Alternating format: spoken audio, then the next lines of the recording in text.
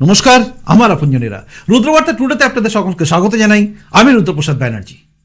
9 August 2025 এই দিনটা পশ্চিমবঙ্গে কিন্তু একটা অন্য কোনো কিছু ইতিহাস সৃষ্টি করতে পারে, কারণ সেদিকেই এগোচ্ছে সবকিছু। শুভেন্দু অধিকারীর কথায় আজকে সেই ইঙ্গিত পাওয়া গেছে, যে ইঙ্গিত কিন্তু বুঝিয়ে দিচ্ছে এই রাজ্যে 9 আগস্ট তৃণমূলের পক্ষে খুব খারাপ দিন আসছে। 21শে জুলাই পালন করার পরে 9 আগস্টে গিয়ে কিন্তু সবকিছু থমকে যেতে পারে, কারণ সেই ইঙ্গিত আছে শুভেন্দু অধিকারীর কথায়। কি সেই ইঙ্গিত, কেনই বা বলছে তৃণমূলের জন্য এটা খারাপ খবর, সবটা যদি আপনাকে জানতে হয় তাহলে ধৈর্য ধরে দেখতে হবে এই মুহূর্তের এই প্রতিবেদন। আপনারা জানেন এই রাজ্যে বর্তমান পরিস্থিতি ঠিক কি। একের পর এক ধর্ষণ কাণ্ড সামনে আসছে। আর.জি. কর কাণ্ড নিয়ে যখন গোটা দেশ উত্তাল হয়ে গেছিল, গোটা বিশ্ব উত্তাল হয়ে গেছিল, আমরা বুঝেছিলাম যে কোনো সরকারি হসপিটাল সেটা নিরাপদ নয় সেখানকার মহিলাদের জন্য, অর্থাৎ মহিলা ডাক্তারের বোনটির জন্য নিরাপদ ছিল না। তাই অভয় কাণ্ডের মতো একটা কাণ্ড ঘটেছে। তারপর কেটে গেছে অনেকগুলো দিন। এবার পর আমরা দেখতে যাচ্ছি এক এক জায়গায় এক এক রকম ধর্ষণ, এবং শেষ দেখলাম আইন কলেজ, ল কলেজ, সেখানে পর্যন্ত ধর্ষণ। অবাক হয়ে গেলাম। অবাক হয়ে কসবা কাণ্ড দেখার পরে সবাই একদম চমকে গেছে। গোটা বাংলা বুকে উত্তাল হয়ে উঠেছে ঢেউ, প্রতিবাদের ঢেউ। চারিদিকে প্রতিবাদ চলছে। বিজেপির এক একজন নেতাকে ধরে নিচ্ছে। রাজ্য সভাপতিকে অ্যারেস্ট করা হয়েছে। গতকাল আপনারা জানেন রাজ্য সভাপতিকে অ্যারেস্ট করা হয়েছিল, আজ সকালে ছেড়ে দেওয়া হয়েছে। অর্থাৎ বাংলা জুড়ে প্রতিবাদে নেমেছে বিজেপি। এরকমই একটা আবহাওয়ার মধ্যে আজকে শুভেন্দু অধিকারী একটা দারুণ কথা বলেছেন। তবে শুভেন্দু অধিকারী তার আগে একটা কথা বলেছেন, যেটা এই রাজ্যে এখন মিডিয়ার মুখটাকে একটু ঘোরানোর জন্য তৃণমূলে একটা পরিকল্পনা, সেটা নিয়ে তিনি বলেছেন। সেটা কি জানেন? আপনারা দেখেছেন মহুয়া মৈত্রকে নিয়ে কল্যাণ বন্দ্যোপাধ্যায়ের বক্তব্য, আবার মদন মিত্রের বক্তব্য, আবার এই ল কলেজের স্টুডেন্টের এই রেপ কেসটা নিয়ে সেখানে গিয়েও কিন্তু কল্যাণ বন্দ্যোপাধ্যায়ের বক্তব্য, এবং যে বক্তব্যকে খণ্ডন করছে তৃণমূল, এবং তারপরে সেটা নিয়ে মহুয়া মৈত্র বক্তব্য, তারপর সেটা নিয়ে কল্যাণ ব্যানার্জি বক্তব্য, মানে এটা চলছে। আর এদিকে কিন্তু নজর সবার দিকে চলে যাচ্ছে আর কি, মানে সবার নজর ওদিকে যাচ্ছে। আমাদের অনেকে এটা নিয়ে ভিডিও করছে, কারণ এটা সত্যি খবর। কিন্তু এই খবরটা অ্যাকচুয়ালি ওই খবরগুলোকে ঢাকার জন্য।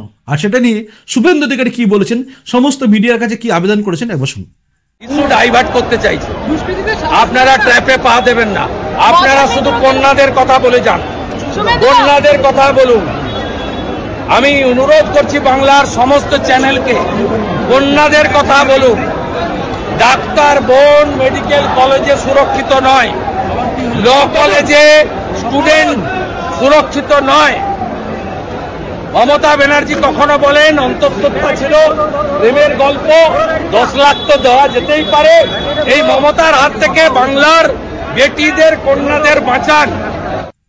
শুনলেন, শুভেন্দু অধিকারী পরিষ্কার করে বললেন যে এই ফাঁদের মধ্যে আপনারা পা দেবেন না, কারণ এরা চাইছে ডাইভার্ট করে মানুষের মনটাকে ঘুরিয়ে দিতে।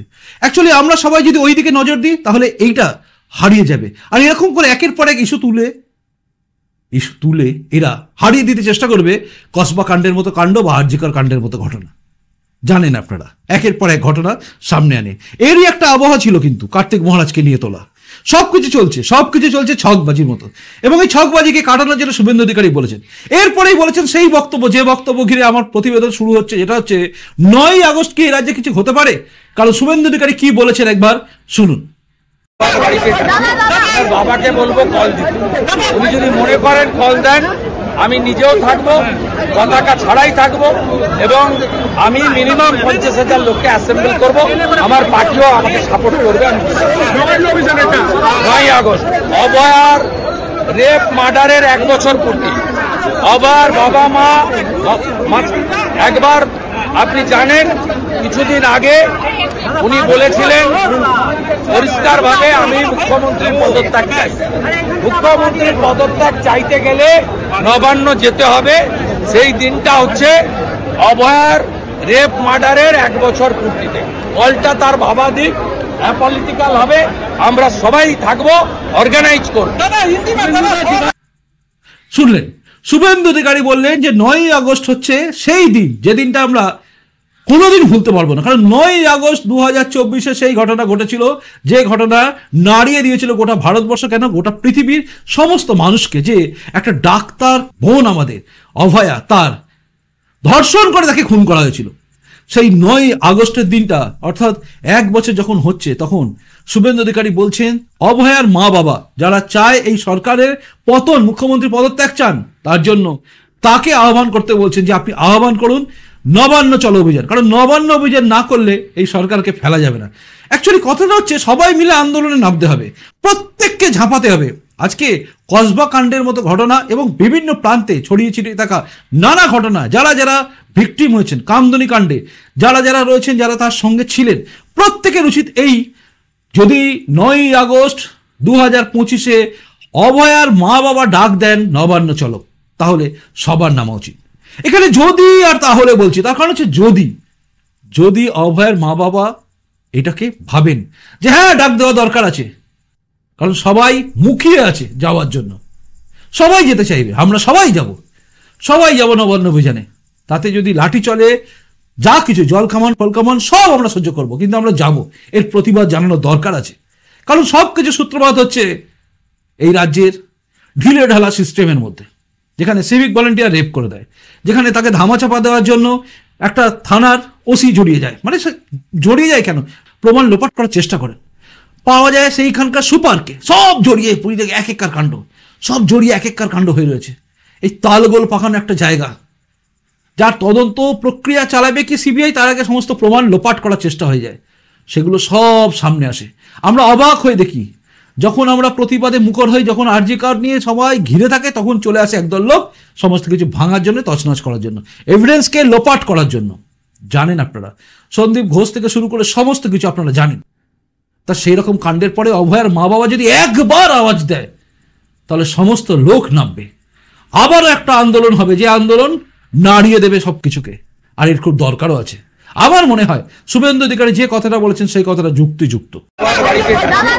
বাবাকে বলবো কল দিতে, উনি যদি মনে করেন কল দেন, আমি নিজেও থাকবো, পতাকা ছাড়াই থাকবো, এবং আমি মিনিমাম 50,000 লোককে অ্যাসেম্বল করব, আমার পার্টিও আমাকে সাপোর্ট করবে। 9 আগস্ট অভয়ার রেপ মার্ডারের 1 বছর পূর্তি, আবার বাবা মা একবার, আপনি জানেন কিছুদিন আগে উনি বলেছিলেন পরিষ্কারভাবে আমি মুখ্যমন্ত্রীর পদত্যাগ চাই। মুখ্যমন্ত্রীর পদত্যাগ চাইতে গেলে নবান্ন যেতে হবে।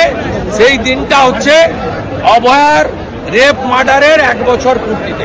কলটা তার ভাবা দিক, অ্যাপলিটিক্যাল হবে, আমরা সবাই থাকবো, অর্গানাইজ করব। আমার মনে হচ্ছে, জানি না আপনি যিনি দেখছেন, অর্থাৎ আমার আপনজন, আপনি কি ভাবছেন? আপনি কি ভাবছেন যে এই আন্দোলন হওয়া দরকার আছে, অভয়ের মা বাবার ডাক দেওয়া দরকার আছে? কি ভাবছেন আপনি জানাবেন কিন্তু, কারণ অভয়ের মা বাবার সামনে আর কোনো জায়গাও নেই। তো বিচার পাওয়া যাচ্ছে কি পাওয়া যাচ্ছে না সেই আশায় সবাই রয়েছেন। সিবিআই করতে পারছে কি করতে পারছে না বড় কথা না, বড় কথা হচ্ছে হলো কেন, তার পেছনে কারণ কি? সিভিক ভলেন্টিয়ার, এই সুপার যে হচ্ছে মমতা বন্দ্যোপাধ্যায় স্নেহধন্য, সেই ওসি, টালা থানার ওসি, সব যেন গুলিয়ে পেঁচিয়ে এক হয়ে আছে, তাই না? সমস্ত তথ্য প্রমাণ লোপাট করার চেষ্টা, যেগুলো তারা সফল, সব কিছু বোঝাচ্ছে যে এই রাজ্যে কি হয়েছে। আর সব কিছুর উৎস হচ্ছে এই রাজ্যে ক্ষমতায় যিনি আছেন তিনি, অর্থাৎ তৃণমূল সরকার। তাই তার বিরুদ্ধে এই আওয়াজ শুভেন্দু অধিকারী তুলেছেন। জানি না এরপরে অভয়ার মা বাবা কি করবেন, দেখার অপেক্ষায় আমরা রইলাম। আর 9 আগস্ট আপনি কি যাবেন? যদি হয় আন্দোলন, জানাবেন কিন্তু কমেন্ট বক্সে। আপনাদের প্রত্যেকের কমেন্টসের অপেক্ষায় আমি রইলাম। আর প্রতিবেদনটা ভালো লাগলে লাইক করবেন এবং শেয়ার করবেন সবার কাছে। আর নতুন এসে থাকলে এই চ্যানেলটা সাবস্ক্রাইব করে আমার আপনজন হয়ে তারপর যাবেন। আসি এখনকার মতো, দেখা হচ্ছে আবার আগামীকাল রুদ্রবার্তা টুডেতেই। নমস্কার, বন্দে মাতরম, ভারত মাতা জয় হোক, জয় হিন্দ। ইস্যু ডাইভার্ট করতে চাইছে, আপনারা ট্র্যাপে পা দেবেন না। আপনারা শুধু কন্যাদের কথা বলে যান, কন্যাদের কথা বলুন। আমি অনুরোধ করছি বাংলার সমস্ত চ্যানেলকে, কন্যাদের কথা বলুন। ডাক্তার বোন মেডিকেল কলেজে সুরক্ষিত নয়, ল কলেজে স্টুডেন্ট সুরক্ষিত নয়। মমতা ব্যানার্জি কখনো বলেন অন্তঃসত্ত্বা ছিল, প্রেমের গল্প, 10 লাখ তো দেওয়া যেতেই পারে। এই মমতার হাত থেকে বাংলার বেটিদের, কন্যাদের বাঁচান।